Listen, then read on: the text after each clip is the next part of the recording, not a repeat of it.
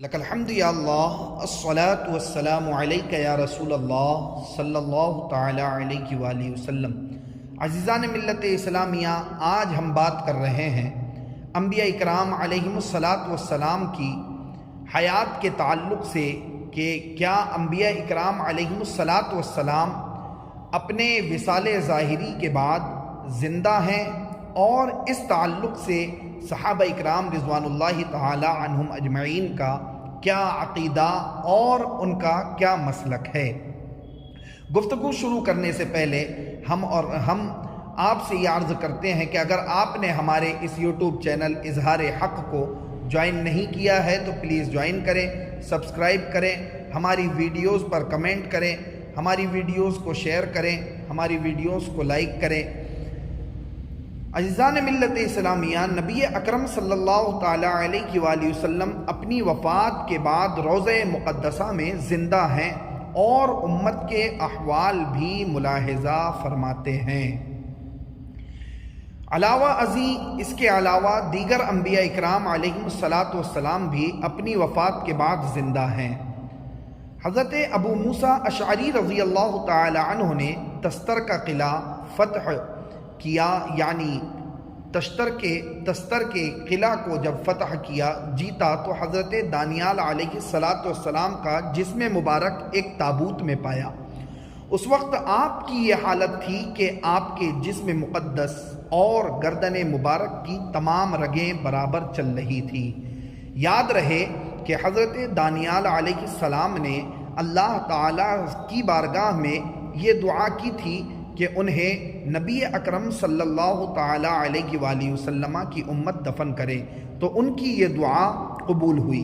ایک روایت میں ہے کہ حضرت عمر رضی اللہ تعالی عنہ نے حضرت ابو موسیٰ اشعری رضی اللہ تعالی عنہ کو خط لکھا کہ یہ اللہ کے نبیوں میں سے ایک نبی ہے، آگ اور زمین نبیوں کو نہیں کھاتی۔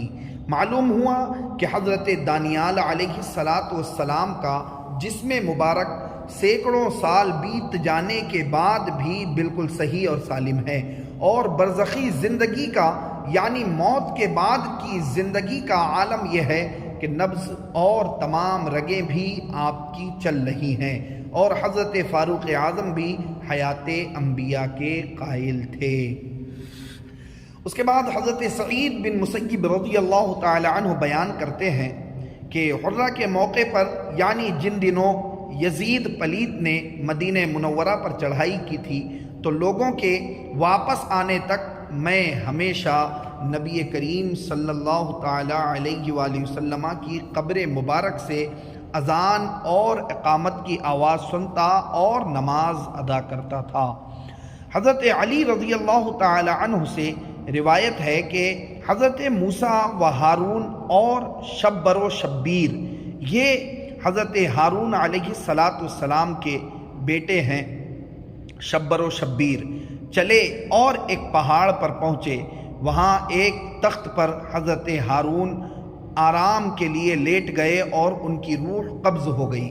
حضرت موسیٰ علیہ السلام اپنی قوم کے پاس واپس آئے تو انہوں نے کہا، اے موسیٰ، تم نے حضرت ہارون پر حسد کرتے ہوئے انہیں قتل کر دیا۔ آپ نے فرمایا، میں اسے کیسے قتل کر سکتا تھا جبکہ ان کے دونوں بیٹے میرے ساتھ تھے۔ پھر آپ نے فرمایا، 70 آدمی منتخب کرو اور ہر گروہ سے 10 آدمی چند اور میرے ساتھ ان کی قبر پر چلو۔ اسی واقعے کی طرف اللہ تعالیٰ نے ارشاد فرمایا اور اشارہ دیا کہ وَاخْتَارَ مُوسَىٰ قَوْمَهُ 70 رجلا، کہ حضرت موسیٰ نے اپنی قوم کے 70 آدمیوں کو چنا۔ چنانچہ وہ وہاں پہنچے تو انہوں نے حضرت ہارون کو آواز دیتے ہوئے فرمایا، اے ہارون، تجھے کس نے قتل کیا ہے؟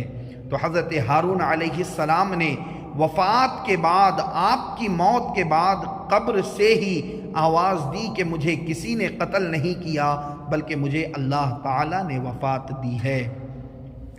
دور فاروقی میں مدینہ منورہ میں جب قحط پڑا تو حضرت بلال بن حارث نے بارگاہ رسالت میں جا کر اللہ سے بارش طلب کرنے کی درخواست پیش کی اور روضہ مقدسہ سے آواز آئی، عمر کو میرا سلام کہنا اور بتا دینا کہ بارش ہو جائے گی۔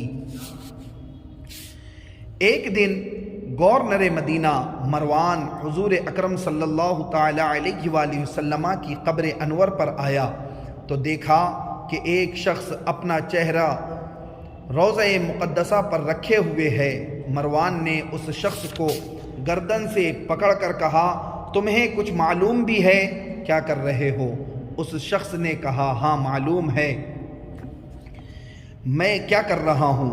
جب اس نے چہرہ اٹھایا تو وہ میزبان رسول حضرت ابو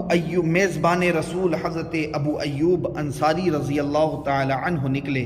انہوں نے فرمایا کہ میں رسول اللہ صلی اللہ تعالی علیہ وآلہ وسلم کے پاس حاضر ہوا ہوں، کسی پتھر کے پاس نہیں آیا۔ اس روایت کو امام حاکم اور امام ذہبی نے صحیح کہا، جبکہ حافظ ہیثمی لکھتے ہیں کہ اسے کسی نے بھی ضعیف قرار نہیں دیا۔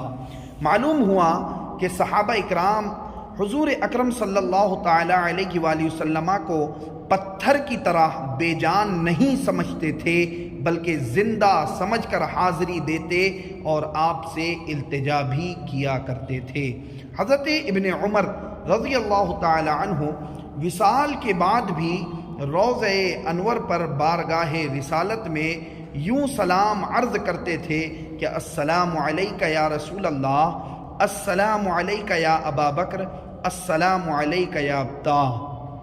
معلوم ہوا کہ حضرت ابن عمر رضی اللہ تعالی عنہما رسول اکرم صلی اللہ تعالی علیہ وآلہ وسلم کے علاوہ حضرات شیخین یعنی حضرت ابو بکر اور حضرت عمر رضی اللہ تعالی عنہما کو بھی زندہ سمجھتے تھے۔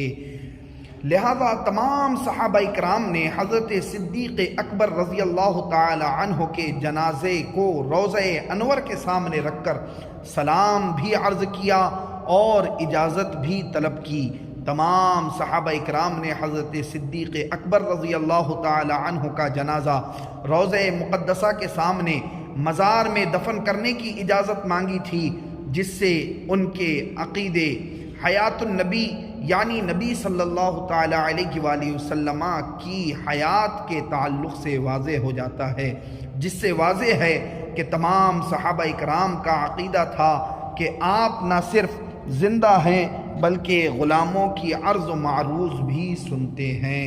اللہ تبارک و تعالی ہمیں ہمارے بزرگوں کے ان عقیدوں پر قائم رہنے کی توفیق عطا فرمائے۔ امام اہل سنت اعلیٰ حضرت فرماتے ہیں کہ تو زندہ ہے واللہ، تو زندہ ہے واللہ، میری چشم عالم سے چھپ جانے